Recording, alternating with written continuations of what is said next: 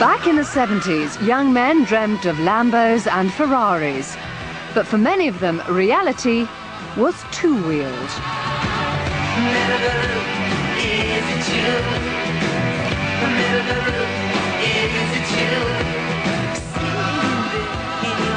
25 years on, the BSA long gone, a settled family life, a company car, and the time to prove to themselves before it's too late that they're not boring old has-beens. So older, but not necessarily wiser, they become born-again bikers. For about the same price as a Fiesta, you can afford to buy yourself a sensational 160-mile-per-hour superbike, which bears no relation to that long, scrapped 1970s runabout. Now, you may have the money to buy the bike, and of course the gear to look the part, but if it's been 20 years since you sat astride any bike, let alone one that can go from 0 to 60 in 3.5 seconds, then that's an incredible leap to make. And that's how born-again bikers can end up becoming another statistic.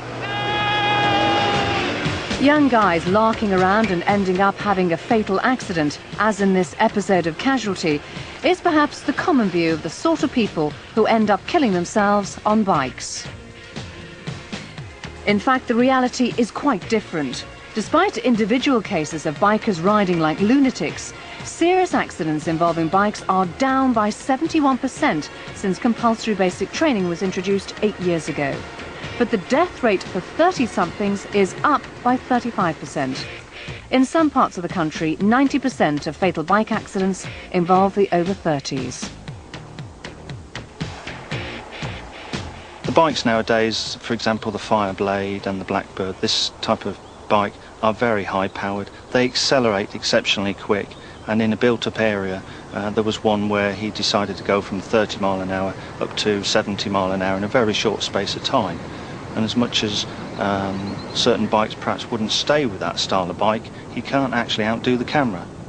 So what is it that these essentially law-abiding citizens do to end up killing themselves? It seems they don't take into account the difference in performance and acceleration between the bikes of their youth and their present machines. In fact, their performance simply doesn't match up to the bike's performance. Police say that born-again bikers almost always have the same sort of accident. They take a bend too fast and lose control. Put a Honda 250 next to a modern-day sports bike like the Fireblade and the difference becomes obvious. The 250 has basic linear suspension, single-disc brakes and a top speed of between 80 and 85. You can see why a born-again biker might be somewhat overwhelmed by a top speed of double that and a machine that can manage 0 to 60 in less than 3 seconds. Jeff Crowther, a lecturer in consumer behaviour at Huddersfield University, has made a study of born-again bikers and why they feel the overwhelming urge to return to two wheels. As a car driver, he's a motorist. As a motorcycle rider, he's a motorcyclist. And that takes him into a whole new area, an area where he can experiment with new imagery, with a new appearance. But much more than that, he can get fulfillment from his driving because of the absorption you get from being a biker. Some talk about the mantric throbbing of the engine. The what? The mantric throbbing of the engine as it buzzes away between the legs. You know, there's a closeness to nature. You know, the wind in the face, the sensual aspects of biking are exciting, enthralling, and it's something which can provide a great deal of physical stimulation as well as mental stimulation. And of course, there's an emotional involvement too.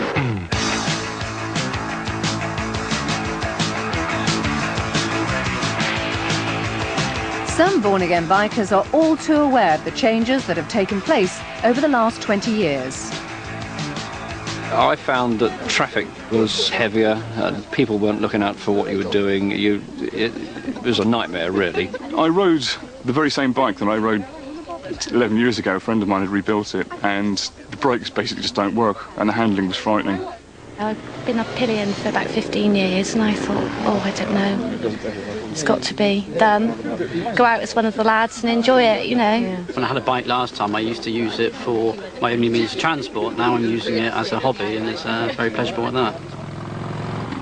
Many police forces have identified born-again bikers as a major problem. They believe the solution isn't to stop them riding, but to educate them. We're talking about responsible adults here, people with commitments. And yet they're buying the machines, they're not getting the training. And the performance of the bikes which you can buy now is phenomenal. All they need is basic training in safety, and they'll live a lot longer. Some forces offer training, and there are many independent trainers. But with sports bike sales up 77%, many courses are oversubscribed. In fact, Honda is spending more than £1 million and offering 15 hours of free training to anyone who buys a bike from